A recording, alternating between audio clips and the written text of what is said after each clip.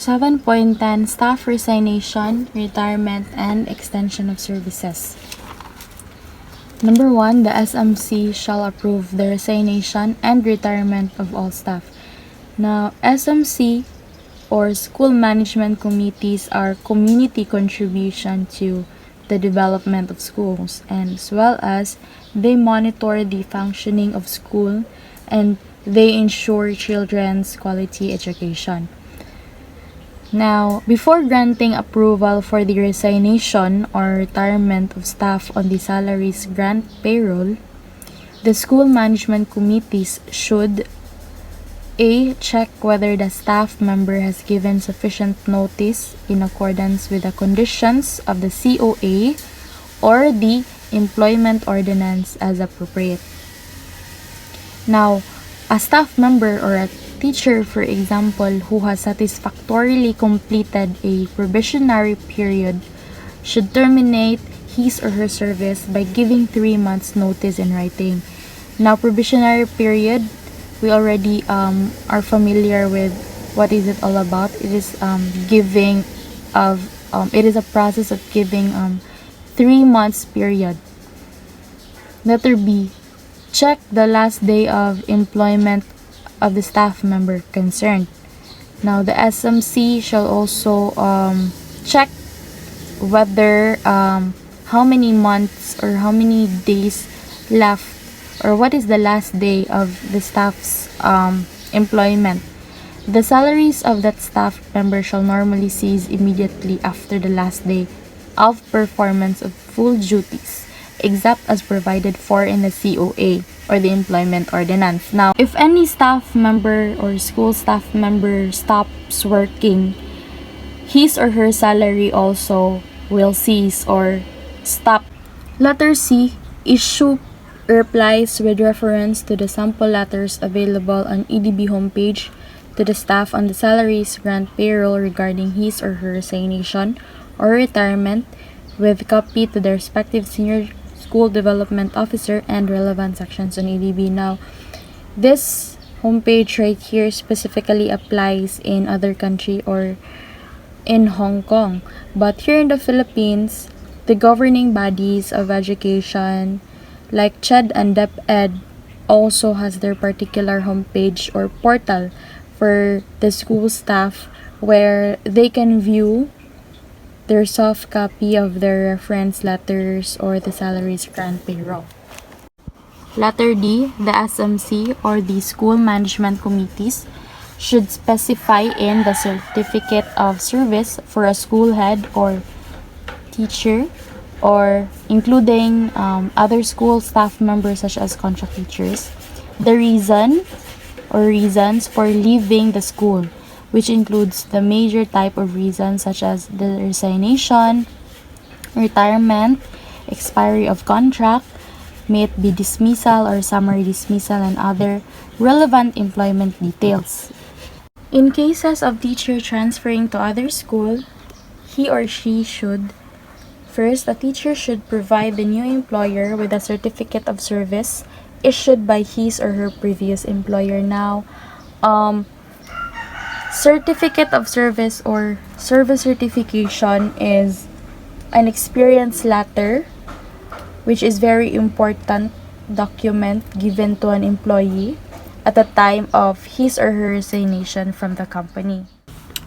So, the certificate should contain the information such as rank of appointment, the dates of employment and resignation, the source of funding, full-time or part-time basis if he or she is applying for a part-time job. The percentage of full-time job should also be specified. The number of days of no pay leave taken, ugnaa if any, last monthly salary or the salary point, the incremental date and sick leave balance, and etc., so that the new employer assess the teacher salaries, incremental date, and sick leave benefits accurately. So if a teacher requests the school to issue the certificate together with a reference letter without indicating some of the items such as sick leave balance, no pay leave taken and provident fund, severance, 209 payment, or ex gratia payment under the early retirement scheme. So the teacher or any staff, school staff, must be informed that it is his or her responsibility to provide complete employment information to the new schools. Kay adisir ka ni hawa or adisir ka mga apply og lain nga organization or company, dapat kompleto na imong mga requirements para dili nakalabad sa imong bag-o nga employer. Number 2, the SMC must observe the sections 58A and 58B of the Education Ordinance on retirement age of teachers and principals of aided schools. Now, the school head or any teacher who has attained the age of 60 before the commencement of the school year shall not continue to be employed except with the written permission of the PSED. So, the particular age of retirement of teacher or principal is 60, but in the Philippines, it is 65 years old. Number 3, it is the responsibility of the SMC or the school management committees to observe and comply with the above provisions on retirement age and plan ahead for succession in anticipation of retirement of the incumbent.